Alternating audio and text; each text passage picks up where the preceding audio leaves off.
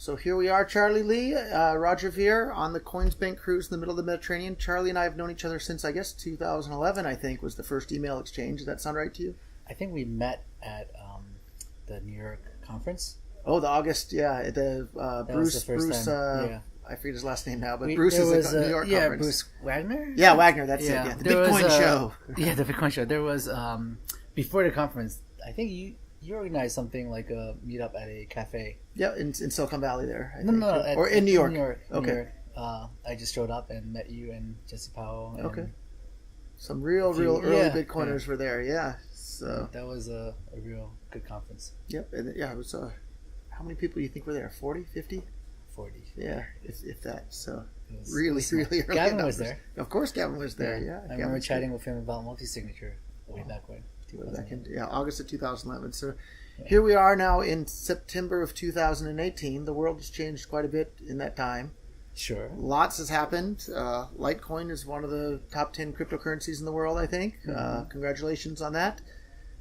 The original Bitcoin split into Bitcoin Cash and Bitcoin Core. Charlie would probably disagree with my phrasing of that in that way. I'd love to hear why you think that it's wrong to phrase it that way, assuming you do. Or tell me why you think Bitcoin Cash isn't the real Bitcoin. Well, let me put it this way. So, like, it's a decentralized currency, so you can call it whatever you want, right? As long as you get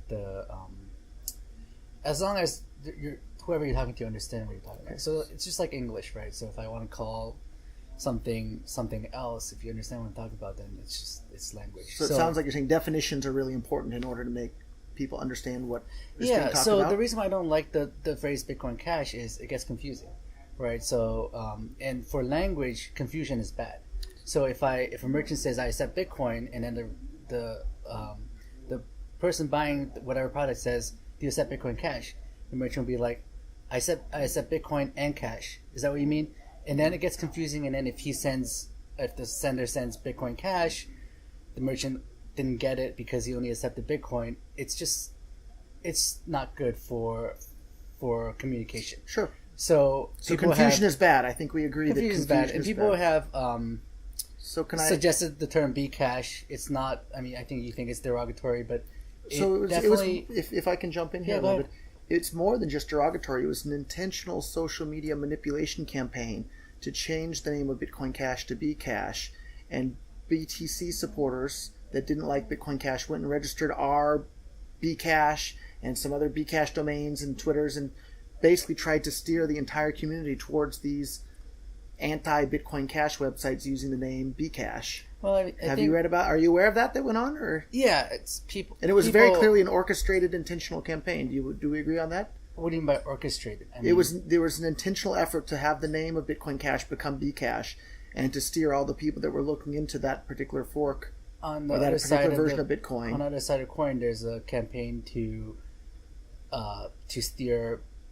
make Bitcoin Cash be Bitcoin, and to confuse people saying from Bitcoin.com saying Bitcoin Cash is Bitcoin. So from Bitcoin's Twitter account saying Bitcoin Cash is Bitcoin. So Bitcoin's Twitter account. Let me correct that right now, though. So Bitcoin's Twitter account has nothing to do with me. I don't own it. I didn't pay them. Okay. I'm just saying lots of people on the internet do seem to think that I bought or paid off that account or did something. I have nothing to do with that. I don't believe that. I mean, there are people who truly support Bitcoin Cash and want clearly real people. You're sitting next to one. Yeah. Who think that Bitcoin Cash is the real Bitcoin. So can I ask you to define what makes Bitcoin Bitcoin? What is the definition of Bitcoin for you? It's what the majority of people think. So just like let me finish. So like my example of a language, right?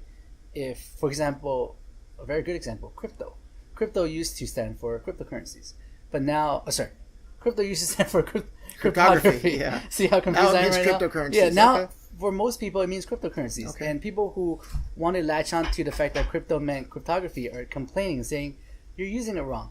But the reality is, time has changed. So now crypto, to most people, stands for cryptocurrencies, or it could stand for cryptocurrencies and cryptography. It could be unclear.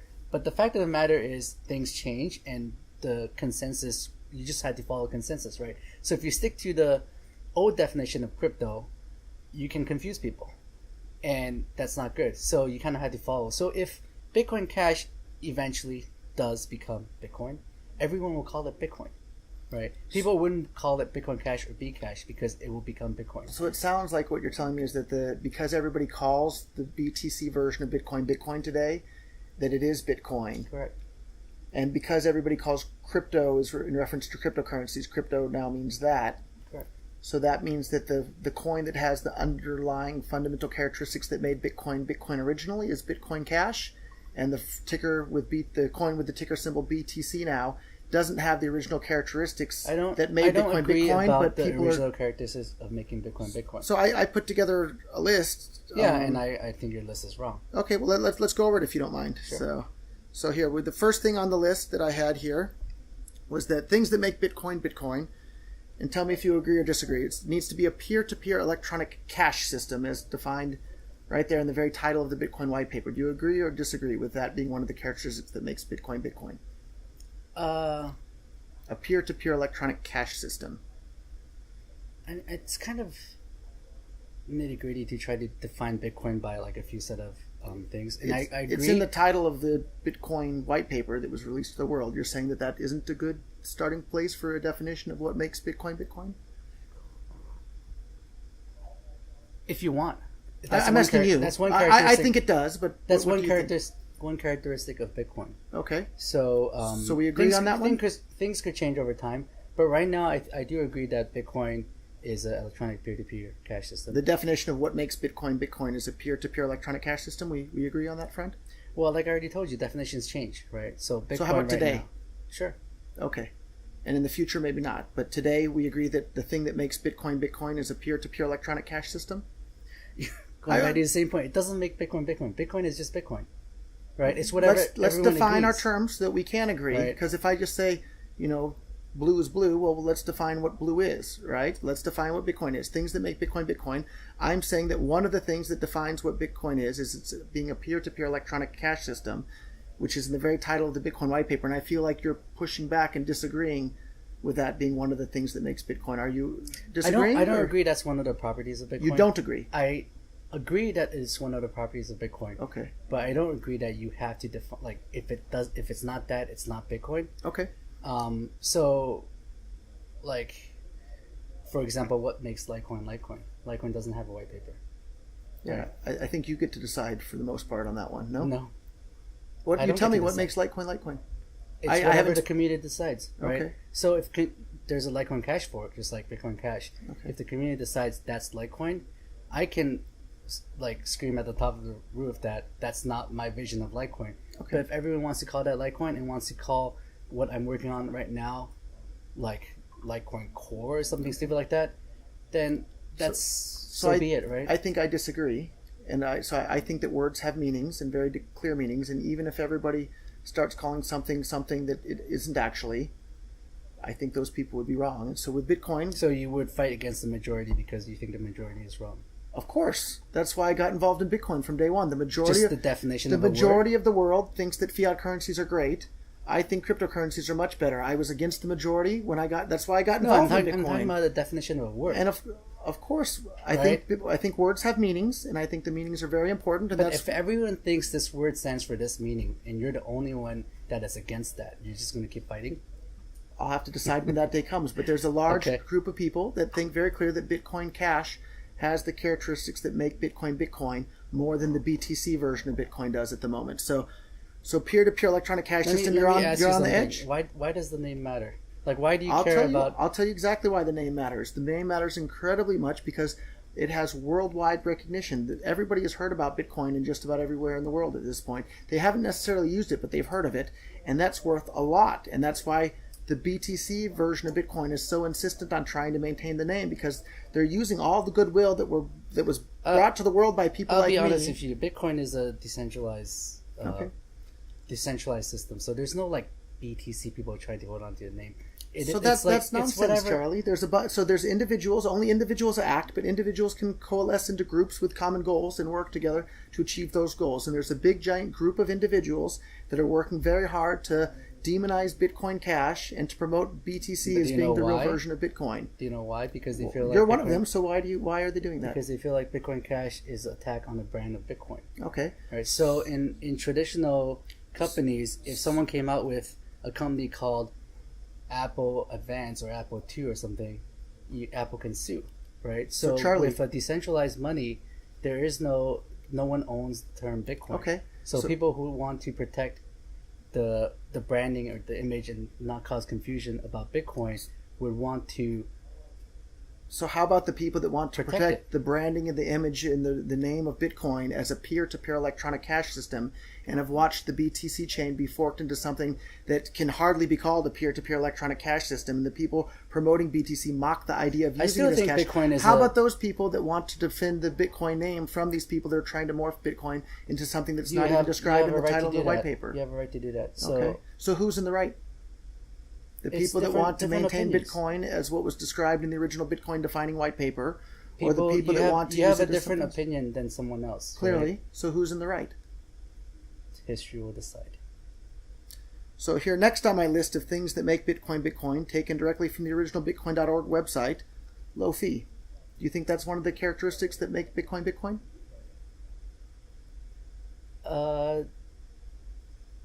Where in the website does it say it's low fee? It was right there on the very front page of Bitcoin.org from like 2011 through like 2017. Bitcoin.org doesn't really define Bitcoin, right? So I'll tell you what happened. So Bitcoin.org, I'll tell you what happened. If I can add a little bit though, and then you can tell us what happened. Bitcoin.org, for anybody that doesn't know, was the original website set up by Satoshi Nakamoto to start promoting Bitcoin and sharing Bitcoin with the world. It's where the original Bitcoin white paper was published for the entire world to see to this very day. And it was right there on the front page of the Bitcoin.org website for years, like maybe 7 years, 8 years, that Bitcoin had low fees. And it was right there on the front page. So what happened? What happened was Bitcoin, when we actually met in 2011, Bitcoin was perfect for everything. It was low fees, fast transactions, everything confirmed within 10 minutes or on average, censorship resistant, immutable. The problem is it wouldn't last, because the reason why it was that way beginning is because of the block rewards. So initially the blocks were paying out 50 Bitcoin. Let me finish. Okay. 50 Bitcoins. So it was paying for the cost of this decentralized network. So can I ask you to clarify? Yeah. So what was the block reward when we first met in dollar terms? It's not block reward in dollar terms. Maybe $100. Was it 25 already when we met? I forget. Whatever. Okay, it's like it's call it $20 a Bitcoin, so $1,000 a block. Sure. Okay. Yeah. So, but then you have to realize back then the blockchain was a lot smaller, the community was smaller, so it cost less to maintain this decentralized network. So the thing with decentralized network is it's expensive by definition. So if you want to decentralize something, you have 10,000 nodes, and each node is doing the same calculation. So it's 10,000 times as expensive as a centralized service, like for example Visa, MasterCard. And this is just a simplified explanation. So someone has to pay for that, right? So initially the block rewards pays for it. The idea, Satoshi's the $1,000 a block when we first met. Yeah. Okay. Satoshi's plan was that over time block rewards would have every 4 years, and transaction fees will start to pay for the network, right? There's a cost to have a decentralized network. So as block rewards halves over time, we've had how many halvings now? Two since then. So we went from 50 to 12 and a half today, to 50 to 25 to 12 and a half today. Correct. What's the block reward today in dollars? What is it? In the ballpark, in the ballpark of maybe 70,000 or so. Okay. Yeah. So it was $1,000 per block when we first met to secure the network. Yeah. The block reward has been cut in half twice. Yeah. And now the block reward is around $70,000 per block to secure the network. Yeah. Does that seem like the amount of security securing the network got more or less secure over time, even though the amount of bitcoins in the block, the amount of bitcoins in each block dropped by a fourth? Is that more or less security? $70,000 is more or less secure than $1,000 per block to secure the network. Relatively, it's less. So $70,000 is less secure. But you have to. How much has the hash rate gone up? The hash rate has gone up so the hash rate, a million times. So that means more hash rate means more security, right? Correct. So the block reward. But we're paying them less for that much more. $70,000 is less than $1,000. $70,000 is what? 70 times increase in payment to the network. Yep. but the hash rate has gone up. The security of Bitcoin has gone up a lot more than that. Yeah. So we are paying them. We're per security per amount of per hash. We're paying them less. That sounds a lot like Moore's law in effect, right? Where the computing power is getting more efficient. So let me finish. So as block rewards get halved, the transaction fees need to start paying for the cost of the decentralized network. Okay. So what happens then is you don't get the cake and eat it too. Okay, so you have to make. I want to ask a question though. Let me finish. Because you asserted something. I want to ask what the reasoning why. You said block transaction fees have to pay for the miners to secure the network rather than the block reward. Why? When we just saw that the block reward, even though it's 1/4 of what it is in dollar terms, it's 70 times what it was when we first met. Well, the network has grown a lot too, right? Okay. So it's not the same small network. So I'm asking why do the network fees have to take over for the block reward when the block reward has gone up? That's the whole plan, right? The whole plan is within like year 2100 or 21 something. So about 100 years into the future. Sure, all the block rewards will disappear and the transaction fees will pay for the network. Okay. This is how 120 years in the future, right? Well, about like 50 years in the future, the block rewards will be so small compared to the transaction fees that it wouldn't dominate the transaction fees. I mean, that's debatable too, I think, right? Because the block reward's 1/4 what it was, but the transaction block reward is much higher in dollar terms than it was previously. Sure, but the point is that Satoshi designed the system to bootstrap the currency this way, where the block rewards, the inflation, is paying for. It's kind of like a startup where, when the startup is small, you use equity to pay for your employees. But as it grows bigger, you pay less and less equity. And afterwards, at the end game is you don't need to pay equity, you just pay salary because you actually have money. That's how you bootstrap a startup, and the currency is bootstrapped in a very similar way, where you're using inflation, which is like equity, to pay the miners initially, and as that decreases, you start paying them with transaction fees.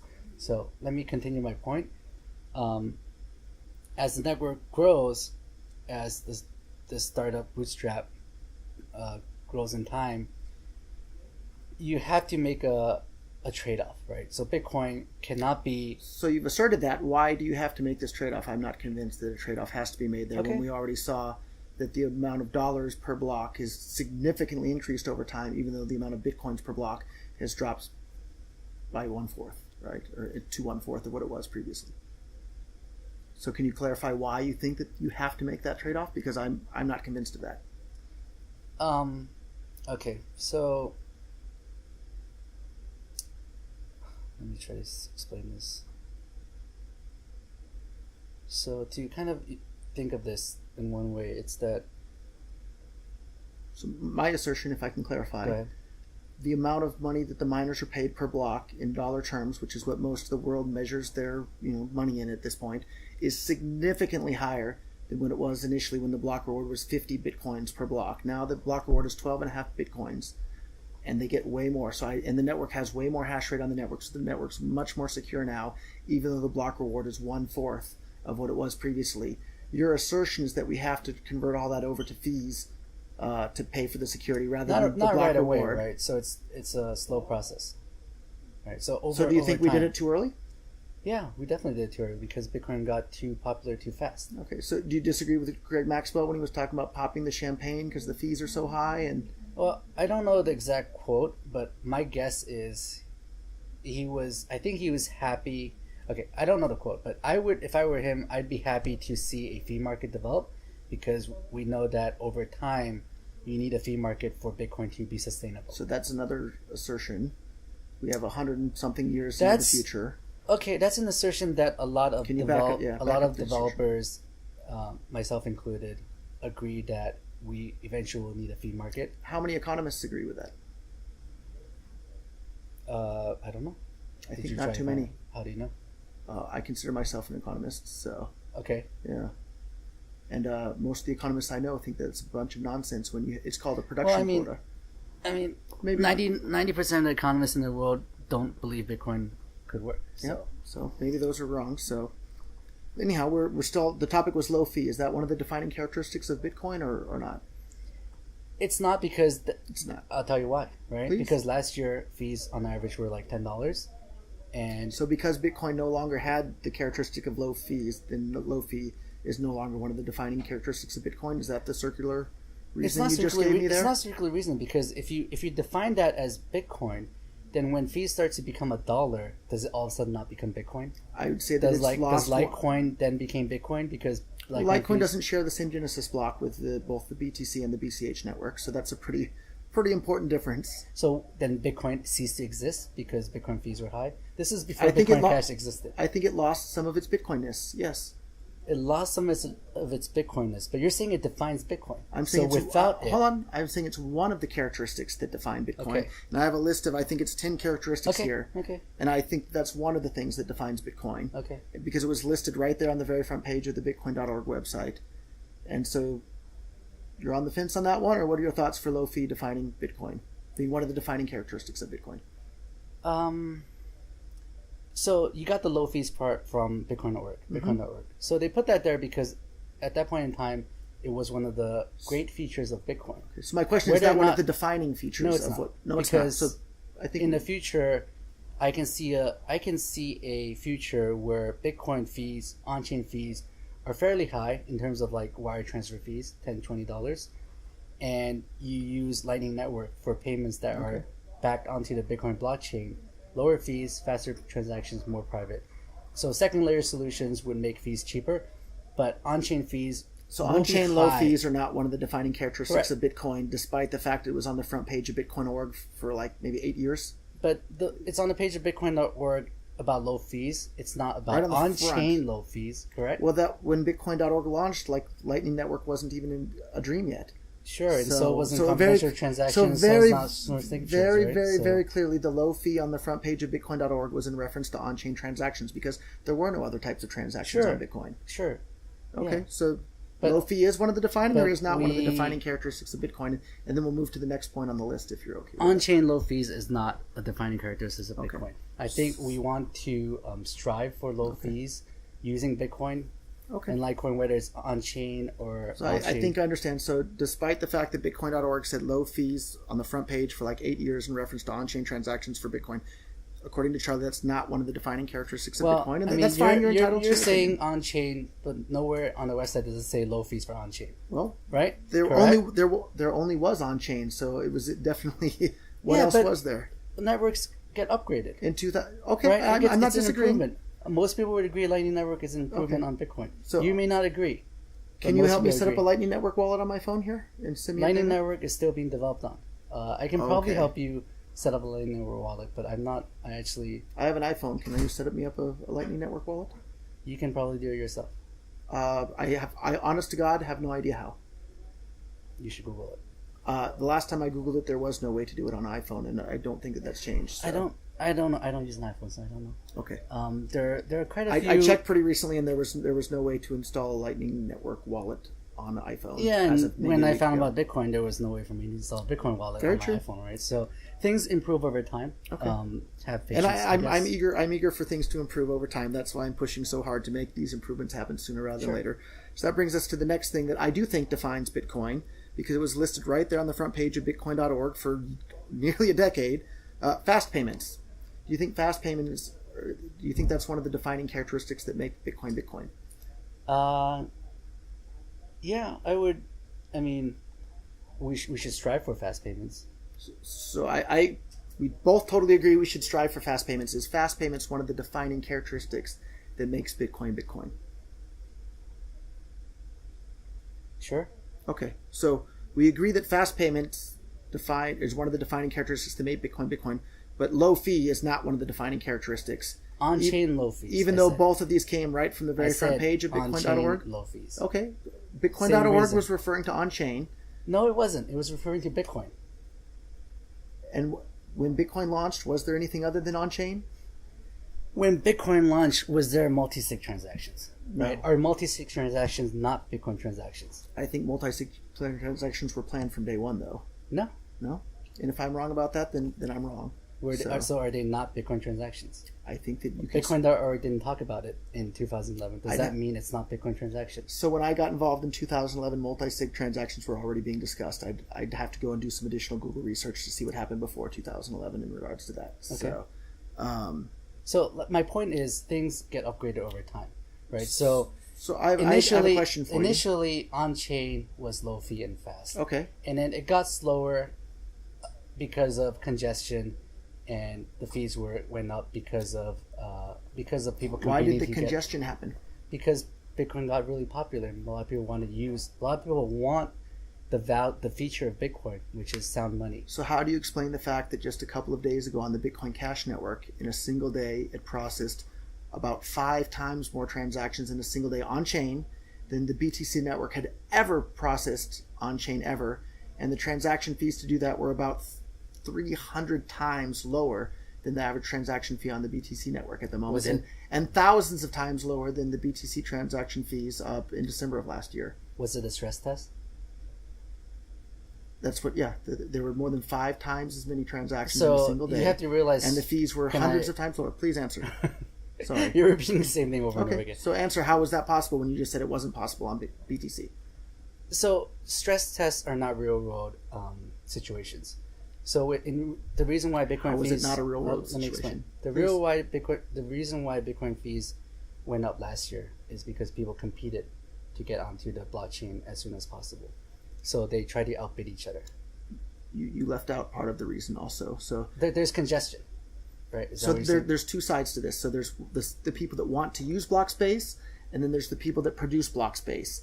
The amount of people that can compete to use the block space is anybody in the world. The people that produce the block space are the miners, but the miners were running software that limited the amount of block space they were allowed to produce.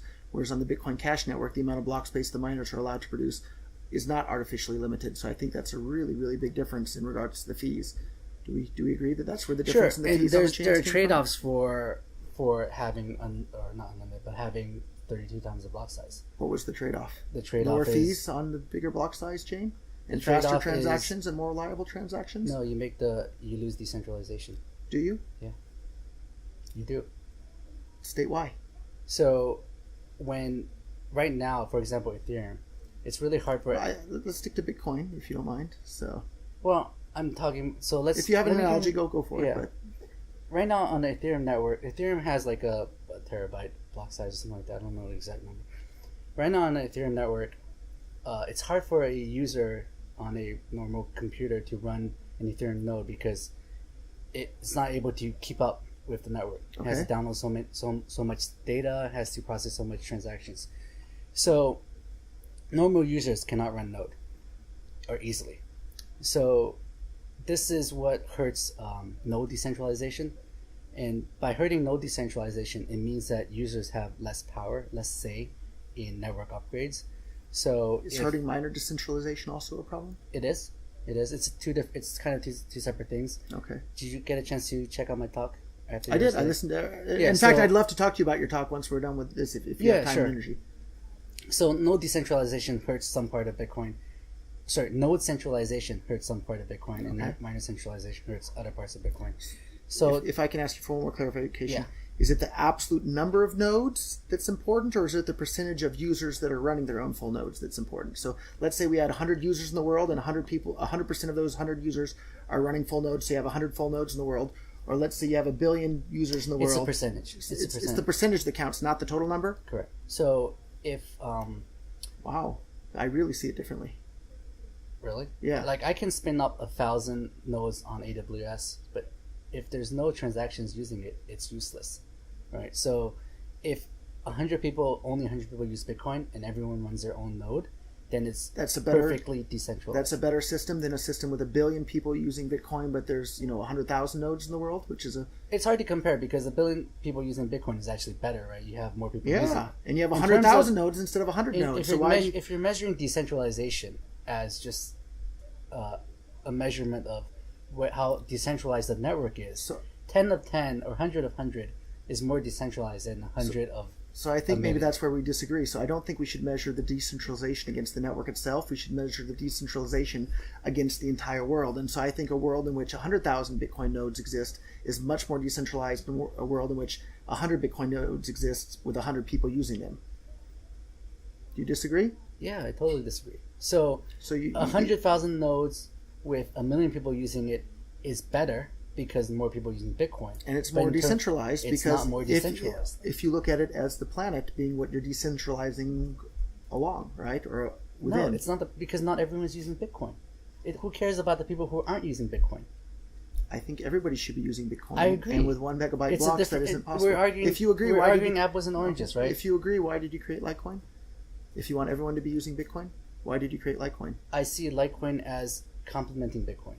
Okay. So I want everyone to use sound money, and Litecoin is also sound money. So let's go to the next one, and we'll get to that at the very end because that's exactly what your talk about was today, which I really enjoyed listening to. And I want to talk about it. So yeah, so let's get back to. I still want to. I mean, like you want to look at the list together. We're like halfway through here. Okay. So to recap where we're at so far before the video gets too long. So peer-to-peer electronic cash system. You seem to be on the fence whether or not that's a defining characteristic of Bitcoin. I still don't understand what's defining characteristics because if you say if it's not that anymore, does that mean it's no longer Bitcoin? It's not, right? I'm saying that there's no one single defining characteristic. Okay. I listed 10 of them. Got it. Sure. And we can see with the and chart. I will argue that Bitcoin is still a peer-to-peer electronic cash system. Okay. Today. And low fee, you said, is not one of the defining characteristics. On-chain low fees is not. You keep misquoting me. That's why we're clarifying. So on-chain low fee transactions is not one of the defining characteristics of Bitcoin, even though that was listed right there on Bitcoin.org. It wasn't listed.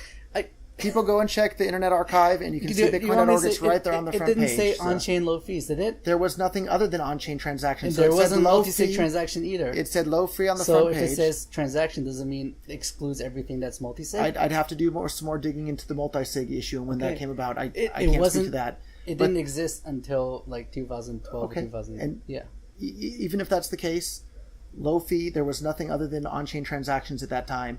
Low fee transactions very clearly, I think, were part of what defined Bitcoin because it was advertised right there, and we can agree to disagree on that front. Fast payments for on-chain transactions, I think, were part of the defining characteristic of Bitcoin because it was listed right there on the front page of Bitcoin. In regards to on-chain transactions, you disagree that fast payments is a defining characteristic of Bitcoin?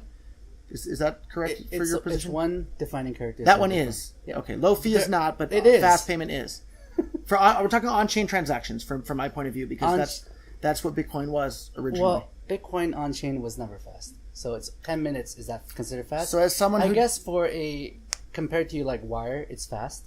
So as someone who set up, and I'm sure you remember BitcoinStore.com was a real turning point in the entire Bitcoin ecosystem in which anybody could buy more than 500,000 consumer electronic products for Bitcoin and Bitcoin only.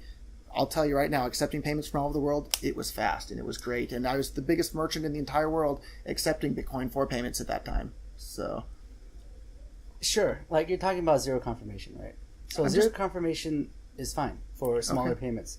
For larger payments, you still want a confirmation. And so in regards to zero conf, that's actually the next one on my list, reliable payments, right? So do you think that the payments on BTC have been reliable, especially in December of last year? No. Do you think, because reliable payments were defined right there on Bitcoin.org as one of the characteristics of Bitcoin, do you agree that reliable payments is one of the characteristics that define Bitcoin? It's important. If you I agree. We both agree it's important for a currency. Was it one of the defining characteristics that made Bitcoin Bitcoin? It was listed right on the front page of Bitcoin.org. It makes it it's an important aspect of a currency. So if a currency doesn't have reliable payments, then it's not a good currency. Okay. So Bitcoin... So was it one of the defining characteristics of Bitcoin is my question for you. To me, if you watch my talk, I have 4 defining characteristics of Bitcoin. I have them in my notes. And those are the 4. And I'm looking forward to talking to you about each of those. The rest are important, but they're not... Okay.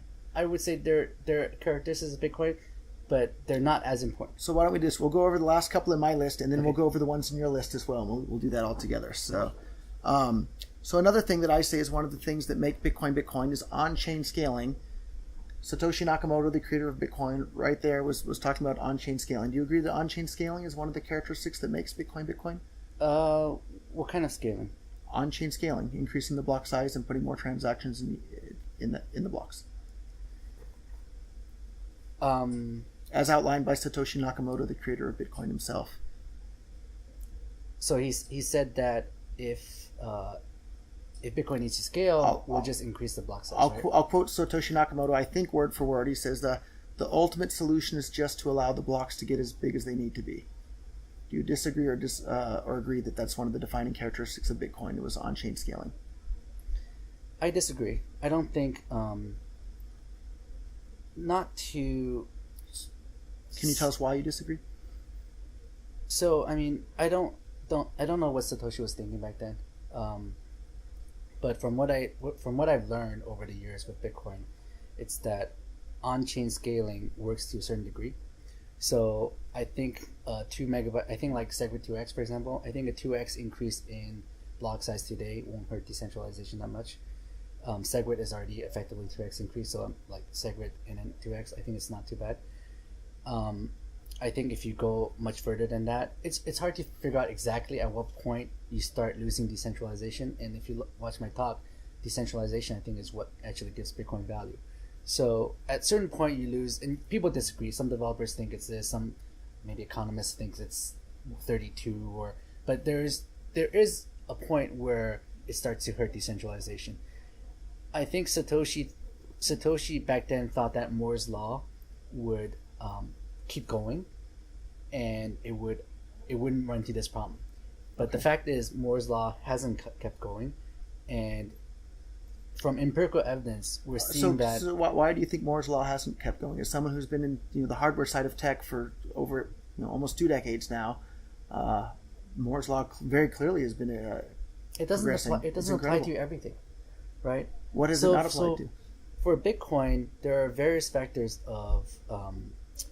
And can I ask someone to grab some waters for me and Charlie? We can keep rolling, but I have just bring some water. So for Bitcoin, you have some water, but I don't. So.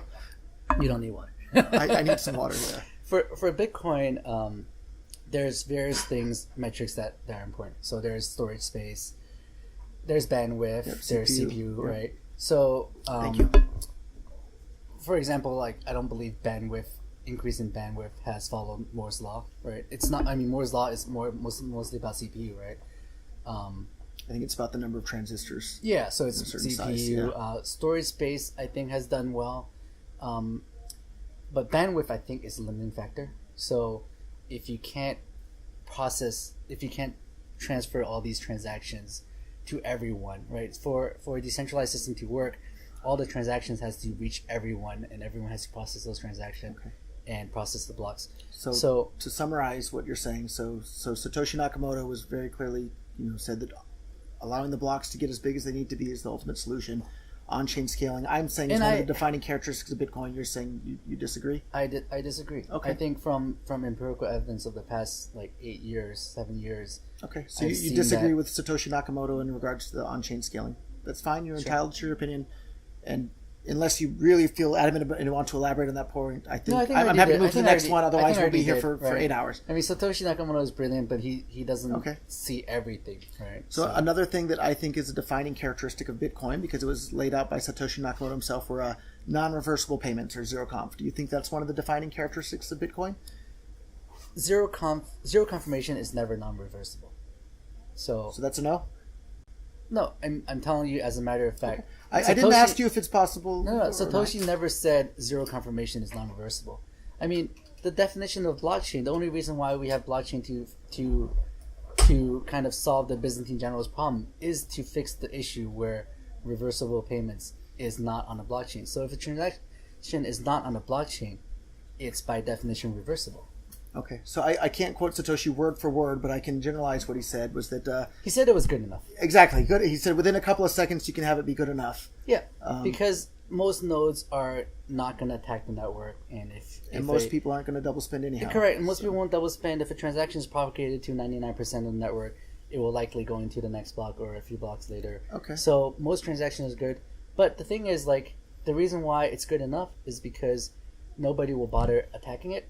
Because if you're buying a coffee, no one will bother reversing that transaction. Okay. But if you're paying someone $1 million for a bank-to-bank transfer, for example, just to summarize here, my question is non-reversible payments one of the defining characteristics that make Bitcoin Bitcoin? It is.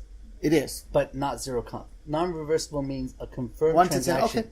Okay. Right. So a confirmed transaction will be prohibitively hard to reverse because of the amount of work. Because of got it. Yeah. Okay. Another one that's on my list of defining things that make Bitcoin Bitcoin or give Bitcoin its Bitcoinness. and this is pulled right from the original Bitcoin white papers, that Bitcoin is a chain of digital signatures. Yeah. Agree? We agree on that one. Easy. All right. Yeah. Thank you, Charlie. That's the easiest one yet, so we agree on that one. Sure.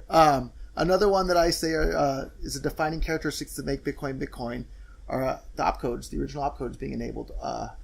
Do we agree or disagree that the opcodes are one of the defining characteristics that make Bitcoin Bitcoin? I disagree. Disagree. Okay. Care to elaborate why you disagree? I mean, that's straight from Satoshi himself and the design of Bitcoin. The opcodes, there could be an opcode that doesn't really do much, and then if you remove that, does that make that not Bitcoin anymore? Right. So Satoshi himself disabled a lot of the opcodes because they were potentially they may have potential bugs in it, and if the main reason I see why you would do that is because you don't want some opcodes, smart contract opcodes to kind of cause money losing bugs, right? So if you want Bitcoin to be sound money, you have to make sure that it is actually sound money. So it sounds like we disagree on whether or not the opcodes being enabled Correct. is one of the defining characteristics. And having a lot of different Bitcoin opcodes that are very powerful increases the attack surface of Bitcoin, and that's why he removed it or disabled it in the first place. I think I have another one that we're going to agree on easily. I think I have actually two that we're going to agree on really easily. So SHA-256, one CPU, one vote. Is that one of the defining characteristics of Bitcoin? Are you sure we're going to agree on this easily? You tell me. I think so. SHA-256 mining is not a defining characteristic. It's not. It's not. Even though it's right there in the original Bitcoin white paper saying that's how it works. It's because what it was using back then. Okay. Right? So SHA-2... Okay, that's fine. I'm surprised that we don't agree on that one. We don't agree on that. Okay. Do you know why? Tell me why.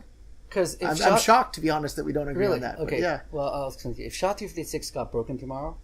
Okay. If SHA-256 was broken tomorrow, we'd all agree to switch to something. Okay. Correct. So great point, is Charlie. that no longer Bitcoin?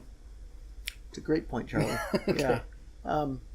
SHA-256 isn't broken today, but that's a very interesting point. Yeah, so back then... And I'll have to give that some more thought. Then, Satoshi chose SHA-256. It's in the white paper because it's what he decided to use. But it doesn't make Bitcoin Bitcoin. Okay. I think you've made a very, very compelling point. Script doesn't make Litecoin Litecoin. Okay. I think you've made a compelling point on that front. Okay. So, and I'll want to think about it a little bit more, but I may be able to concede that one to you there. So, wow. Excellent point. So, which shows, like, You're absolutely right. If SHA-256 were to break tomorrow, everybody would switch to something else right away. You're absolutely right about that, and everybody would still call that new coin Bitcoin. It wouldn't be a new coin. And I think you're probably even right. It wouldn't be fair to call that a new coin. It would just still be the Bitcoin, but with a different proof of work. And then I want to also talk about the one CPU, one vote. Okay. So do we agree or disagree on that one? Okay. So this is a complicated topic. Or one hash, one vote is maybe a better way of putting it. But the quote from the white paper was one CPU, one vote. Yeah. So the thing I want to elaborate a little bit about that is when Satoshi wrote the white paper, a miner and a user were the same thing. Miners were users, users were miners, because users run it on the CPU. Yep. CPU was mining Bitcoin. So over time, those two sets of people actually split.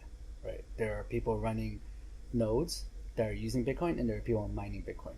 Yep. So there's two types of voting. One is miner voting, so hash rate voting. So that's one CPU, one vote. And the other type of voting is consensus voting, whether people agree that this blockchain created by miners fits the consensus. And that's effectively done by users and nodes. So one CPU, one vote is for miners. And I guess users also, but one computer, one node, one vote. So I'm talking about like... One node, one vote? I'm talking about... it's not exactly one node, one vote, but amount of economic transactions gets power, right? So if Coinbase, right, does a lot of transactions on the Bitcoin network, they have a lot of economic power. Yep. So they represent their users. But if they want the network to upgrade a certain way, they have a lot of power to do that. So users can obviously... They have a lot of economic power rather than hashing power. Correct. Okay. Economic power. And that's not really explained that much in the Satoshi white paper. So in my list here, I had SHA-256, one CPU, one vote is one of the defining characteristics of Bitcoin. I think you've convinced me that if there was a flaw found with SHA-256 and the entire ecosystem moved to something else, it would no longer be one of the defining characteristics of Bitcoin. So I think you've convinced me on that. Another one here that, just like the last one, I thought we were going to agree on. Let's see. So longest chain with the most proof of work. Do we agree that that's one of the defining characteristics of Bitcoin? Originating from the Genesis block, of course. And that's defined right there in the original Bitcoin white paper. Longest chain, most proof of work is... I'm trying to think. Would that... So, like... Yes and no. I think, like, if miners decide to attack... Right, let's say this extreme situation where miners decide to attack Bitcoin by increasing the block rewards, for example, from right now it's 12.5 to back to 50 because they're greedy. They want to make more money. If they actually decide to, there's no incentive for them to do that because it hurts their investment, right? It hurts Bitcoin. But if they actually decide to do that, what would happen?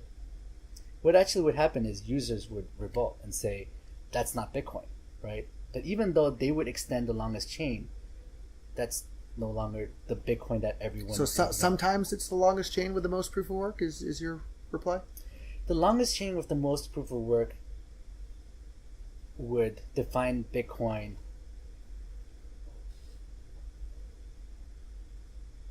for a given consensus, right? Unless the consensus change, right? So if miners decide to change the consensus by increasing the block rewards, the longest chain and most proof of work does not matter anymore because we're comparing apples and oranges. Does that make sense?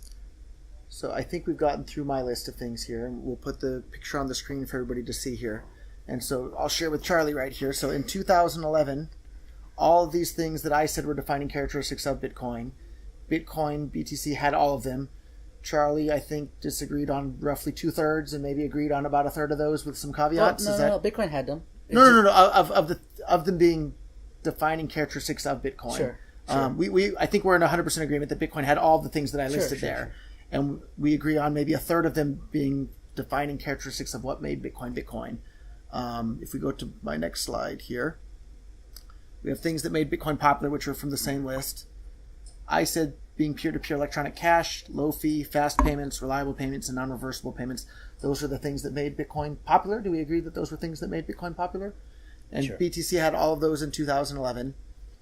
And the part that really is upsetting to me is here we have BTC in 2018, and I'm saying it has none of those characteristics. It's no longer a peer-to-peer electronic cash system. In fact, many of the BTC proponents are hostile to the idea of using it as cash. Do we agree on that? That many people are hostile to using Bitcoin as a peer-to-peer electronic cash system? What do you mean by hostile? They say buying coffee with Bitcoin is stupid. They say buying coffee with Bitcoin on-chain is stupid. Okay, so they're hostile to making on-chain transactions to use Bitcoin as a peer-to-peer. People are working on Lightning Network, which helps Bitcoin scale to second-layer solutions. So it's still Bitcoin, right? So they're not hostile to using Bitcoin. Is it a peer-to-peer cash system when you're using the Lightning Network? Sure. It's actually more peer-to-peer than Bitcoin. I disagree. Okay. So tell me why you think it's more peer-to-peer when I have to connect to my Lightning node to yours, to his, to make the payment. No, because you're connecting to a network. It's the transactions are jumping from peer-to-peer. So Bitcoin transactions are not peer-to-peer right now, right? So Bitcoin transactions are a broadcast type transaction where you broadcast a transaction to everyone in the world. The whole network gets and then the miners collate in a block and put it in a block. So it's a broadcast transaction. It's not peer-to-peer. The the payment itself is from person to person, right? Because there's one blockchain that's shared by everybody. I update the ledger to reflect that my Bitcoins went from my address to your address, so from me to you. Whereas on Lightning Network, it goes through a bunch of hops. Well, I was explaining what I had to say. The payment for Bitcoin right now is from a sender to recipient. Mm-hmm. It's not peer-to-peer per se. Peer-to-peer means it's... Isn't sender to recipient peer-to-peer? It's just a direct payment, right? Yeah, direct payment. Yeah. Direct payments sound pretty convenient. So peer-to-peer network means that you're connecting to your peer, who connects to another peer, who connects to another peer. That's one way to define a peer-to-peer network. So, I mean, it's just a definition. Okay. So Bitcoin on-chain payments are direct payments. We agree on that? Yeah, I guess. Are Lightning Network payments direct payments? Yeah. Even if there's a bunch of hops in between with channel states and... Sure. If it's confirmed, if it gets... confirmed, then it's direct payment. If it gets confirmed. So did you see there was a picture on Twitter floating around that showed somebody named their Lightning node Roger Ver, and none of the other Lightning nodes were connecting to it? Did you see that photo? Do you know the one I'm talking about? And they were all laughing and joking around about it and so happy about it. But to me, I thought, my God, do you people not understand what you're laughing and joking about? You're laughing and joking about the fact that the Lightning Network has the ability to exclude people from being able to use it. Whereas the on-chain Bitcoin network, it's impossible to exclude anybody from using it. You can't exclude anybody from using Lightning Network. If people refuse to connect to your node, you absolutely can. You think like, okay, you're telling me that everybody in this world that uses Bitcoin refuses to make a connection to you. That's what the picture was showing on the actual live Lightning Network. That's just as ridiculous as saying all the miners will censor your transaction because they know it's you. Well, this isn't theoretical. This actually happened. This is a live picture from the Bitcoin Lightning Network. That's because somebody created a node with your name and decided not to connect to anyone, and then created this picture. It's not because he was censored from connecting to Lightning Network. If everybody refuses to connect to a particular node, that node has been censored from participating on the network. No one would know that's you.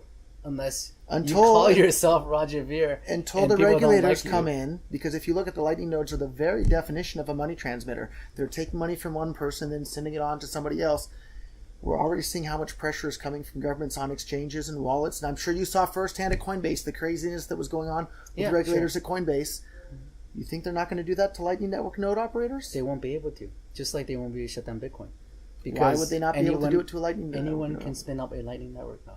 Anybody can spin up whatever business they want to, right? No, but Lightning Network is private, right? If I spin up a node and open connections to people, no one knows who I am. They can't censor me. They can't stop me. I hope you're right, but I suspect you're wrong. What do you mean? I mean, give me a solid reason why you think I'm wrong. We've already seen the picture of a bunch of nodes refusing to connect to so-and-so, right? There's no...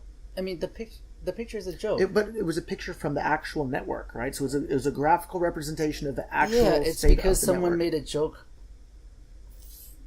on you by creating a Lightning Network node called Roger Ver and decided so they successfully censored somebody from participating. No, he censored himself.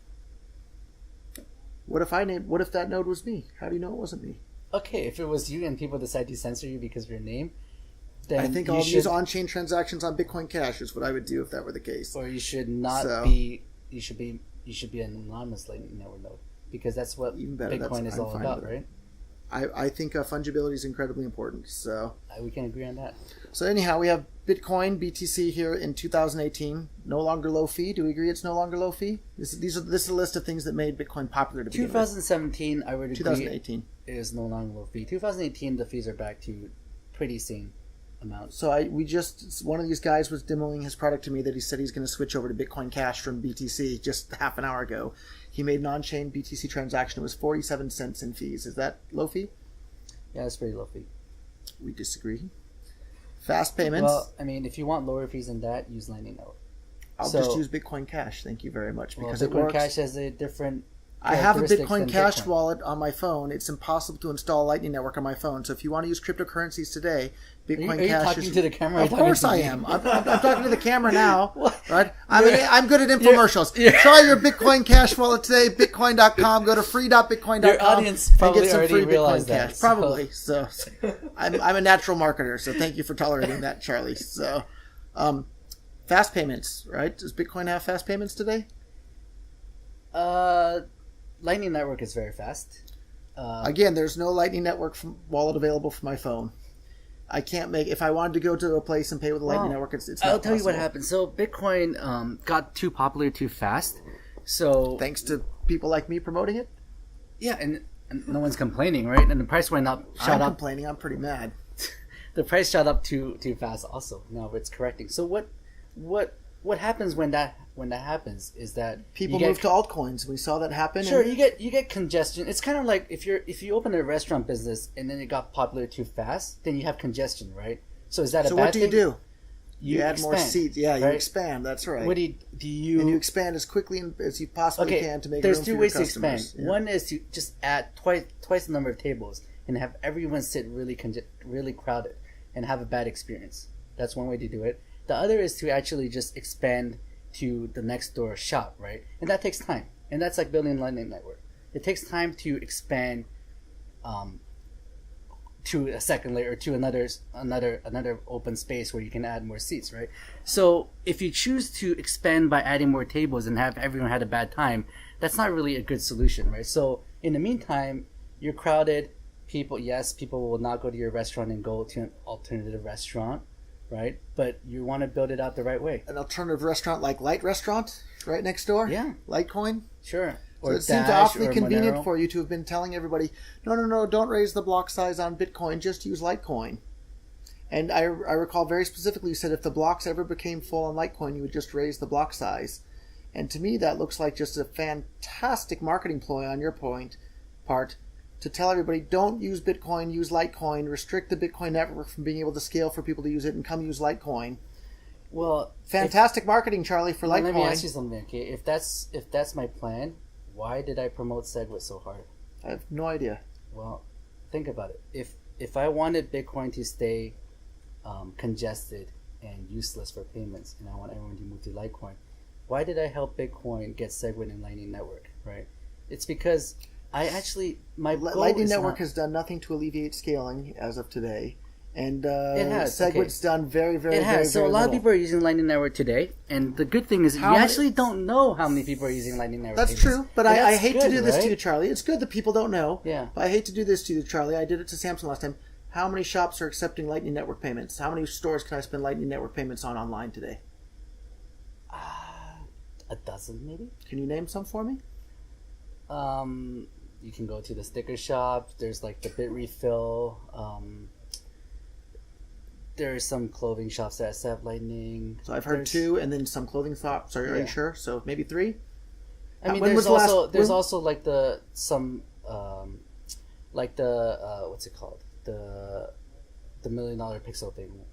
The Lightning Satoshi's place, right? So that's not really a store where you can buy things. You can just paint a picture of mainly if it's valuable, male genitalia if you have been to that website. If it's valuable to people to spend their money that way, then people I heard 2, maybe 3 where you can actually buy products, and then a third one where you can paint pictures of male genitalia using the Lightning Network. Is that an accurate summary of the state of the Lightning Network at this point?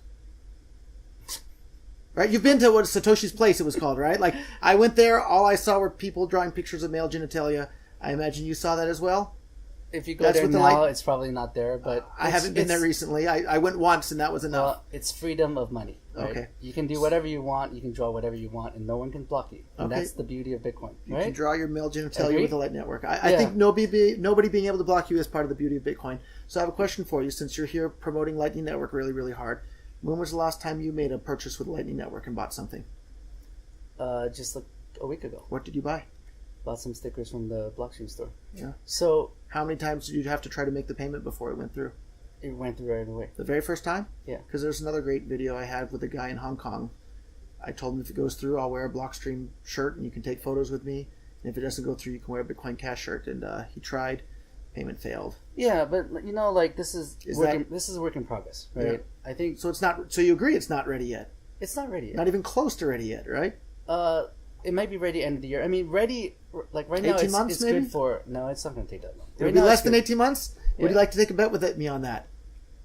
A bet. I'll bet you that in 18 months from now there will be less than 1,000 merchants in the world accepting Lightning Network payments for physical goods. For how much? How much you want to bet? Friendly bet. Yeah, $1,000 is friendly, right?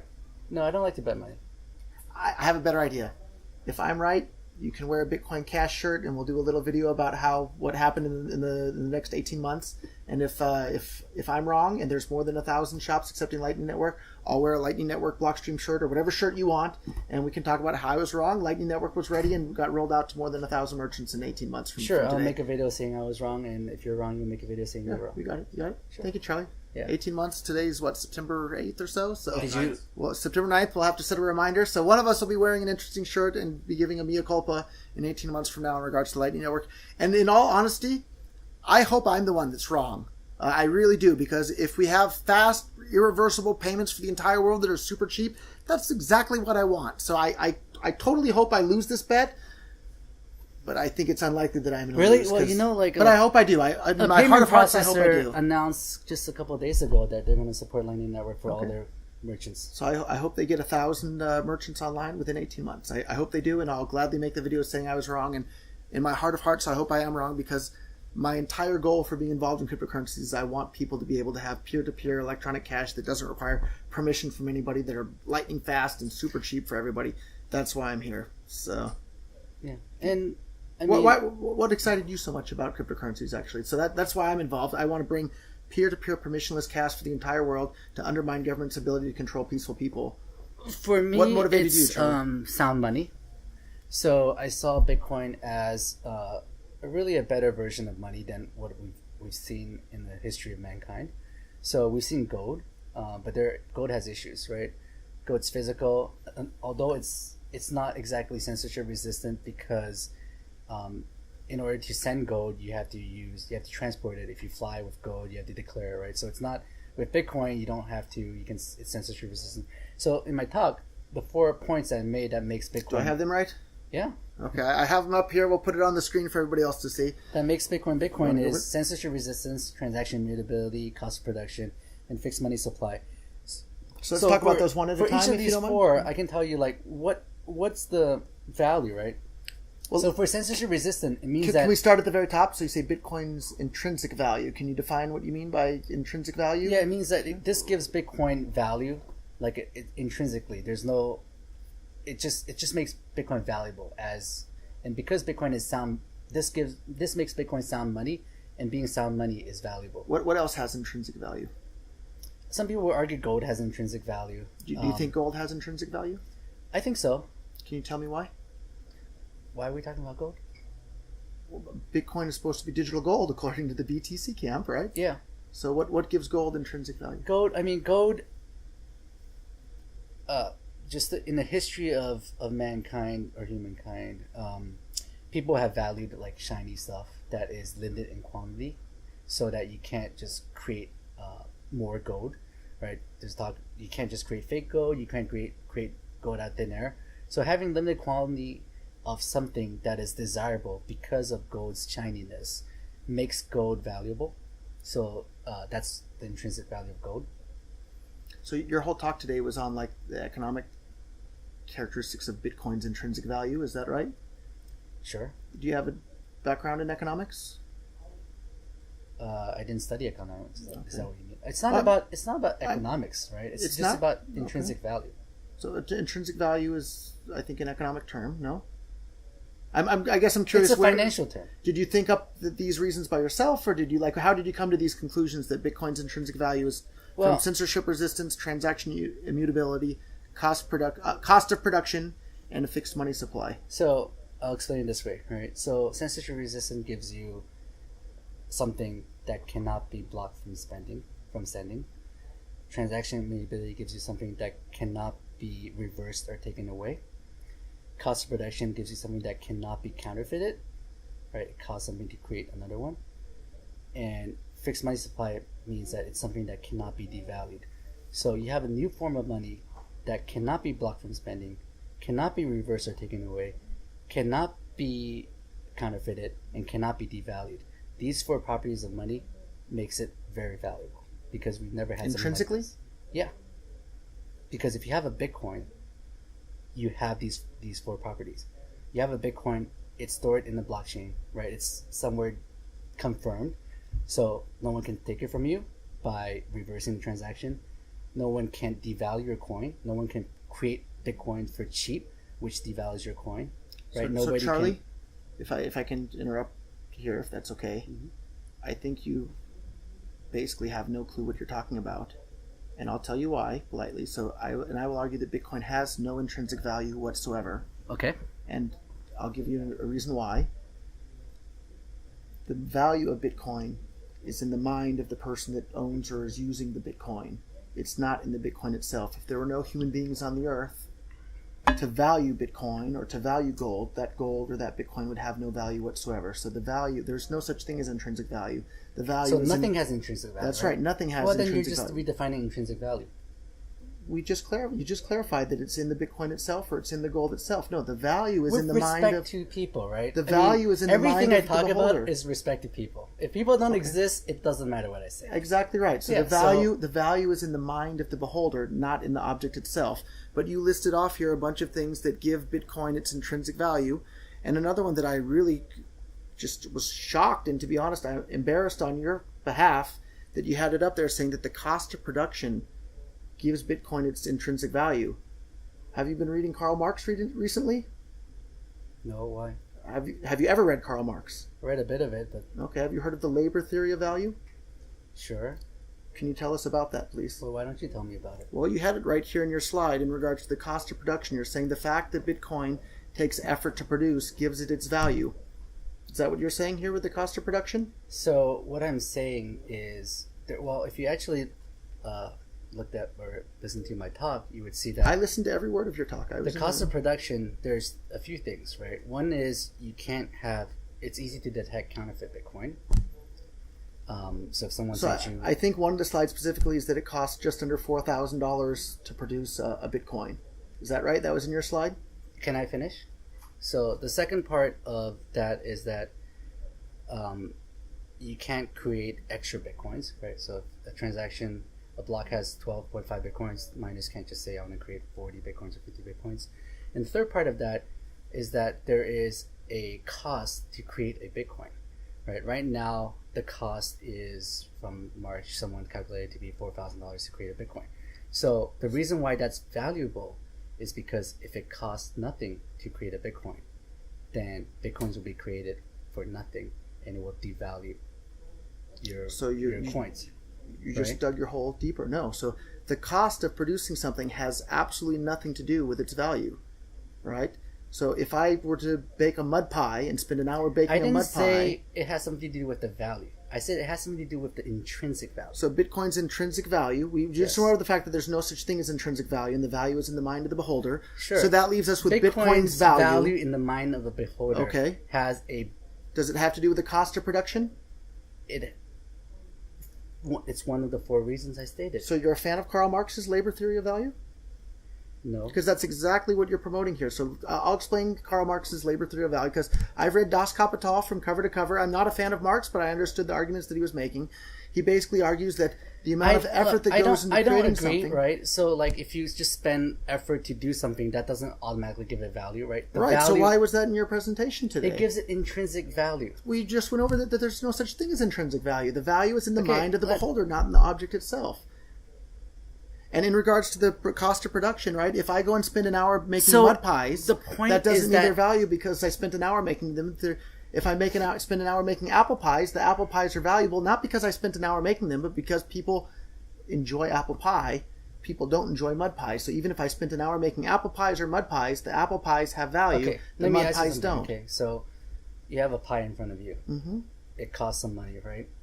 It's worth something to you. Depends on if it's a mud pie or an apple pie. Whatever right? pie you like, right? What do you like? Apple pie sounds nice. Apple pie. It's worth something to you, right? If you have a device, like a Star Trek device, that can create infinite amount of apple pies with no cost, right? Would that apple pie cost just as much to you anymore? So the price of everything, or the value, is set by supply and demand. Sure. So your Star Trek replicator would increase the supply, and the demand wouldn't necessarily change. So if you've increased the supply and the demand stays the same, the price comes down. Exactly. If you increase the demand and the supply stays the same, then the price goes up. Yeah. And my point from that is that because it costs money to create another apple pie, you can't. There's value that cannot be destroyed from someone just creating infinite amount of apple pies. What you should have said, then, to be clear, is that the supply is limited, which is totally different than your slide says the cost of production. So the supply being limited, that helps Bitcoin have a price because the price of everything is set by supply and demand. So if the supply is limited... Okay, my argument is not perfect, right? I may need to refine it a bit. I think you're understating that your argument is not perfect. Your argument is laughably sad to anybody that's studied economics. The cost of production has absolutely nothing to do with the value of a good. Absolutely nothing to do with it. I didn't say it has something to do with the value of the good. It's right here in your slide, and we'll put it here for everybody to see. The intrinsic value of Bitcoin. So you think that Bitcoin still has an intrinsic value? Yes, by definition, then most people agree with intrinsic value. I think you should pick up a dictionary and look up the word of intrinsic, and the value is in the mind of the beholder, not in the object itself. Okay, so we disagree on the definition, because if you look up intrinsic value for stock, is there intrinsic value in stock? The value is in the mind of the beholder, not in the object itself. Is there intrinsic value in stock? There is no such thing as intrinsic value. Then we can't argue because we don't agree on definition. We don't agree on the assumptions, and we can't argue about this topic. That's one of the fundamental tenets of Austrian economics is the value is in the mind of the beholder, not in the object itself. Okay. So, any other topics you want to cover, or is that a good place to wrap it up? I don't know. I think we went for more than our half hour. How much time do we have? It's been It's been a while, right? Been about an hour. Maybe we'll do part 2 I do like talking to you. months. I enjoy talking with you too, Charlie. Like, you are a smart guy, but you got it completely wrong on the economics here and then the economics of Bitcoin. Like, totally wrong, and that's why you have like some of the biggest promoters in the entire history of Bitcoin.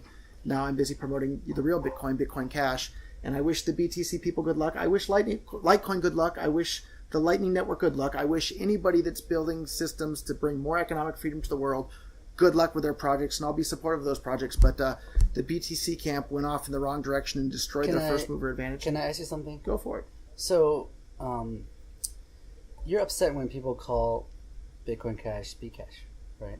I'm annoyed by it. I think it's rude. Yeah.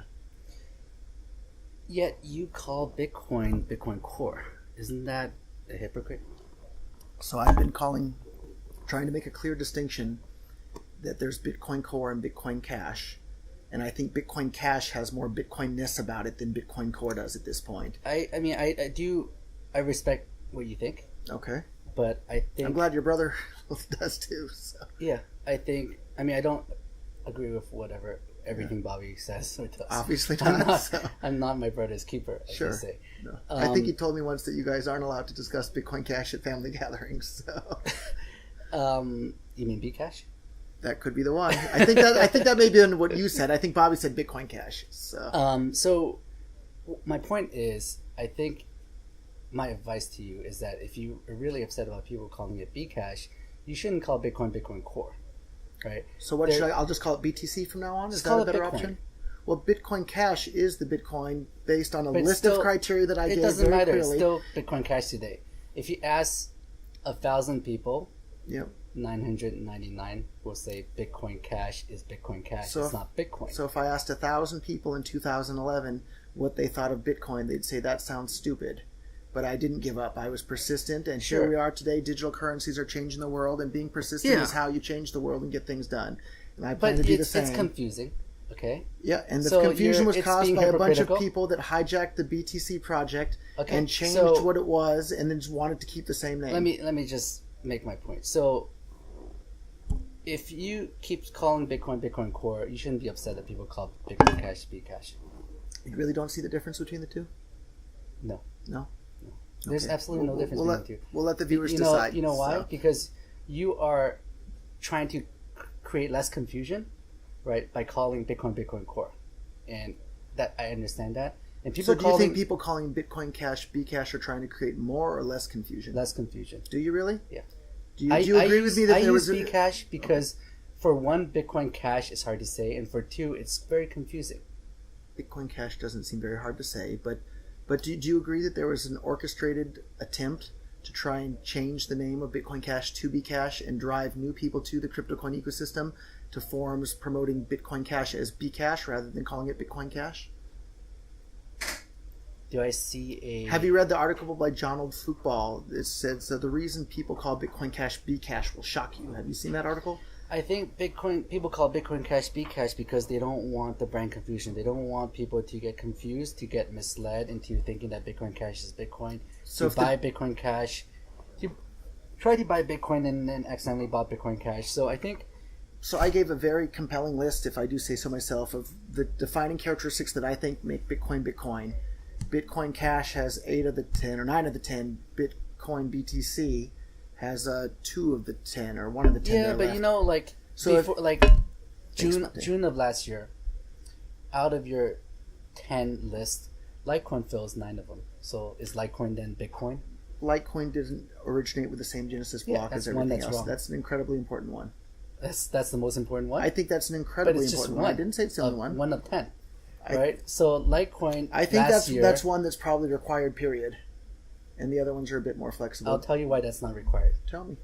So, if something happens in terms of cryptography that causes a situation where we had to start a new chain, right? Bitcoin. So outside of an emergency of something breaking? Not outside emergency. Not outside emergency. For example, like you've heard of Wimble technology. Mm-hmm. Wimble technology, right? It's a really cool like privacy scaling blockchain. If Bitcoin community decide that they want to upgrade to this better blockchain technology, it requires a whole separate chain. You can't attach the Mimblewimble change to the current chain. So if that does happen, that's very unlikely that will happen. But if that does happen, that is still Bitcoin.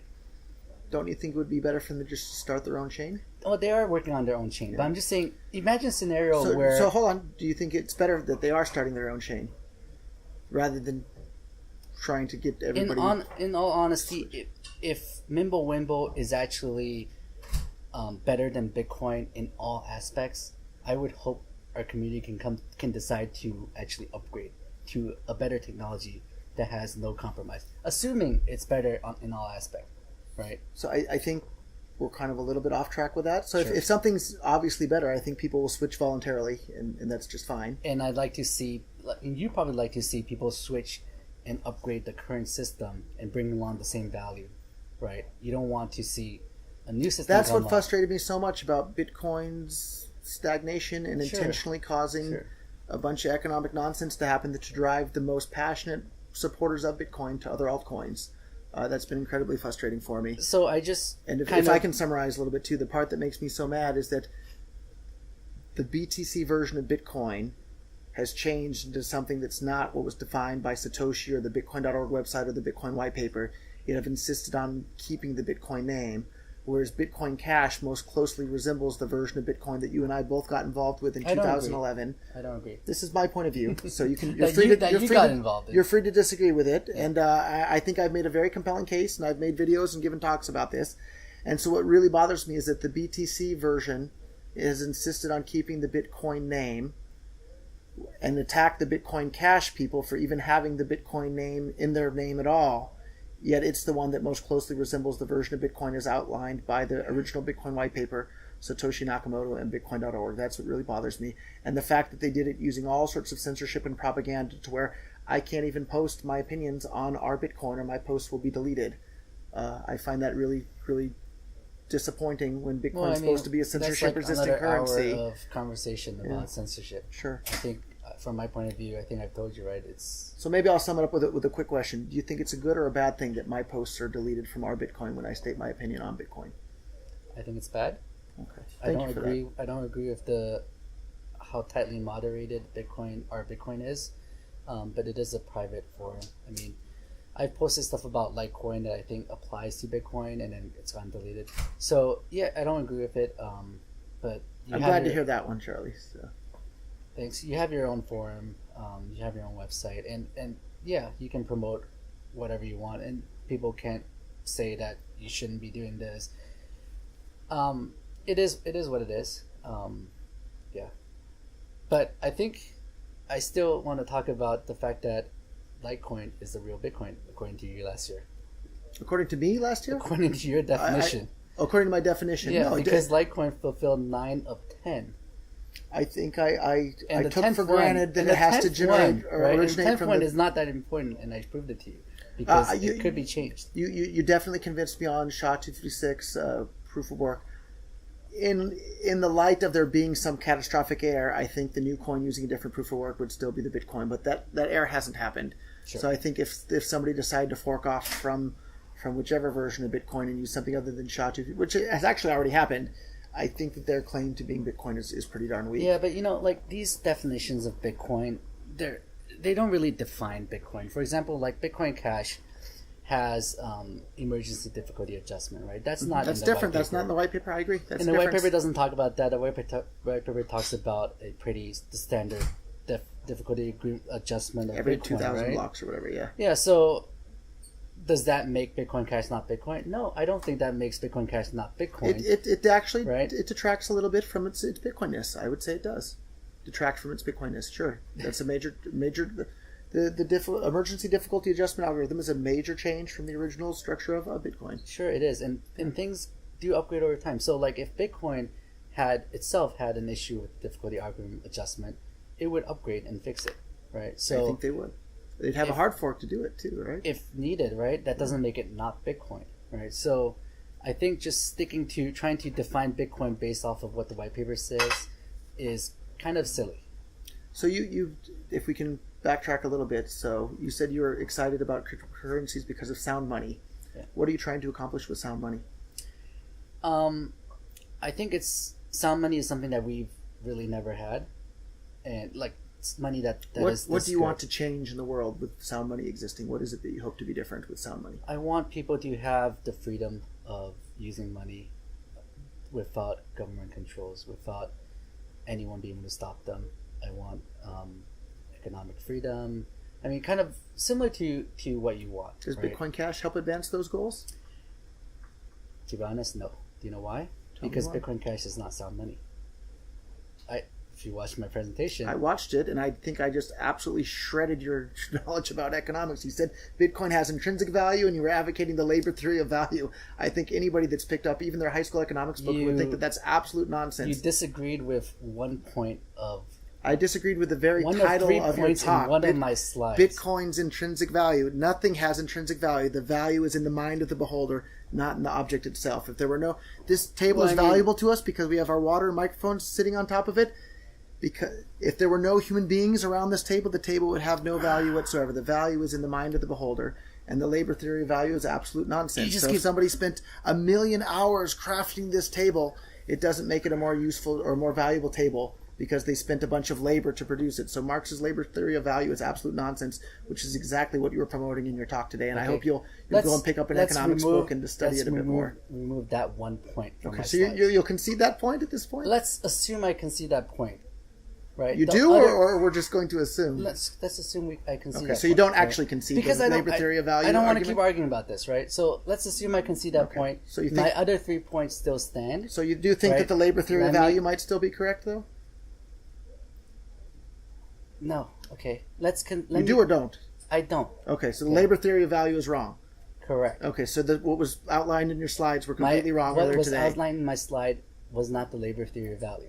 People, go watch the video on YouTube. You were very clearly up on stage advocating the labor theory of value as why Bitcoin has value. Because it's hard to produce. You were right there on stage for the whole world. Let's not go in circles, okay? Continue. So, why Bitcoin and Litecoin are sound money? It's because it's money that cannot be devalued, counterfeited, taken away, reversed, and cannot be blocked from spending.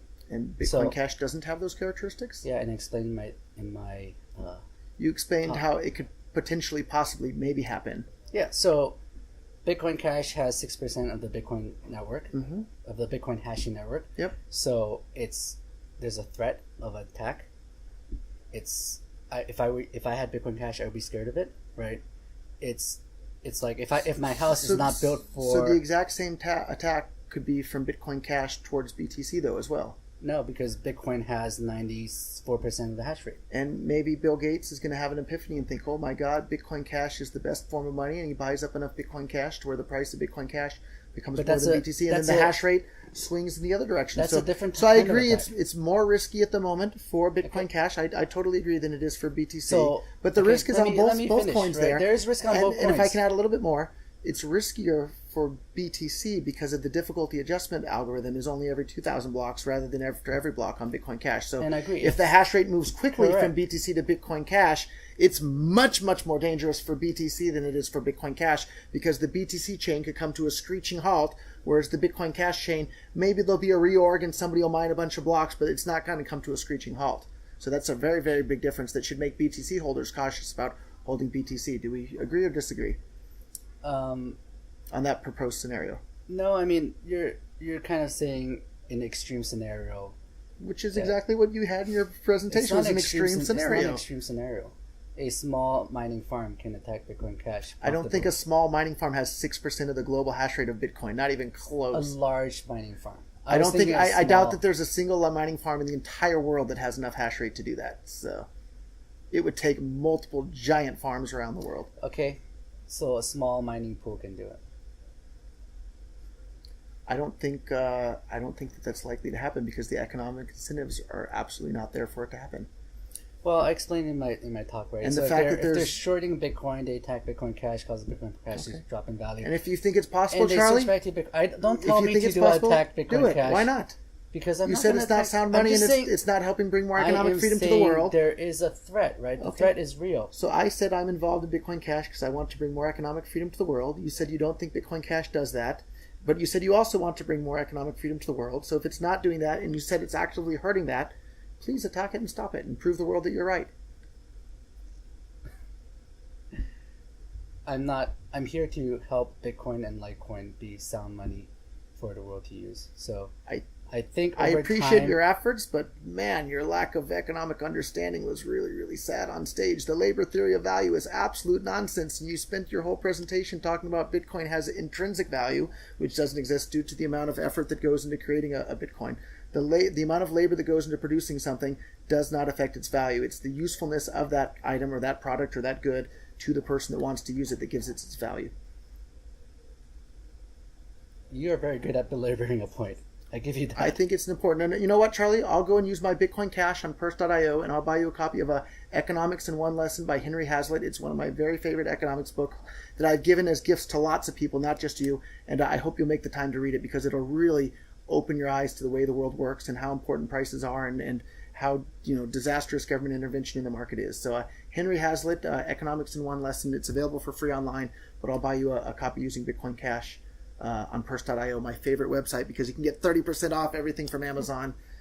My voice is starting to fade, and I'm feeling a little bit seasick looking out the window. Are you? I'm okay. Good at this point. Thank you very, very much, Charlie, for being such a good sport. So, and I do enjoy talking with you. So I didn't run away. Thank you. You certainly didn't run away. You hear that, Samson? Charlie didn't run away. So next time you're around, Samson, we can have part 3.